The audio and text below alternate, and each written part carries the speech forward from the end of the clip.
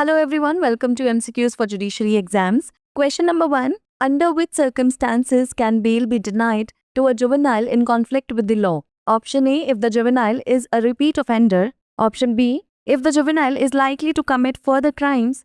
Option C, if there is a likelihood of the juvenile absconding. And option D, only on 3 specific grounds as per the JJ Act 2015.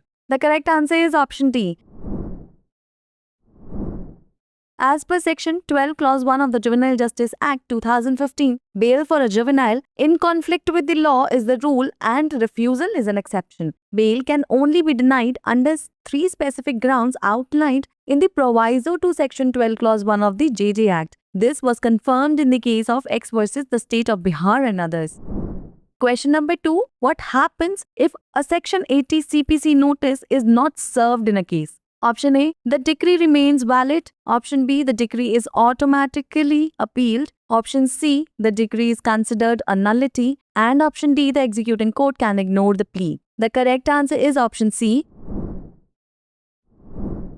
As per the Odisha State Financial Corporation versus Vigyan Chemical Industries and others case, failure to serve a Section 80 CPC notice renders the decree a nullity. The executing court is required to consider this issue during execution proceedings. Question number 3. Criminal appellate jurisdiction of the Supreme Court is given under option A, Article 132, option B, Article 133, option C, Article 134, and option D, Article 131. The correct answer is option C. Article 134 of the Indian Constitution specifically deals with the appellate jurisdiction of the Supreme Court in criminal matters.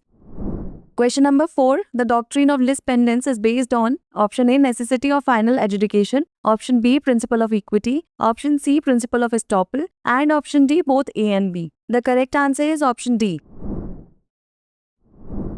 The doctrine of lis pendens is primarily based on the principle of judicial necessity and public policy.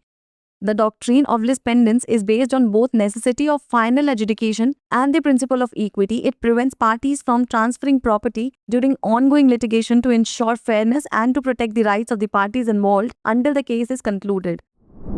Question number 5. The provision regarding oral evidence is given in which chapter of the Indian Evidence Act? This question was also asked under Chhattisgarh Prelims Exam 2023. Option A, Chapter 3, option B, Chapter 4, option C, Chapter 5, and option D, Chapter 6.